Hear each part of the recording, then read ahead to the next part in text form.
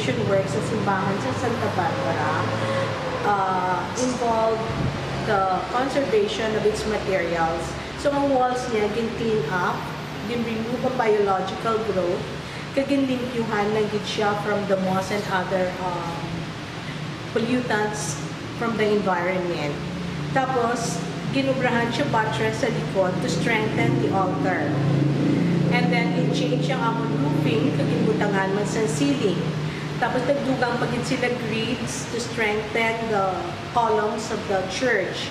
And then, sa convent naman, nag-change man sila roofing and the ceiling, and the woods were also cleaned up, kagin varnish siya. And ang flooring, those that are already rotten were changed para magmaayo pagitulokon, pag maayo gid siya patungan. And then a little side development, clean up on the surroundings niya. And then the windows, which were original, were also changed, no? Pero ang iyang window panels are still original. Ang shells niya na lang ang nakalapugpa mo na ang kinislan. And the church collections, ang ecclesiastical collections niya, were also conserved with the supervision of the National Historical Commission of the Philippines.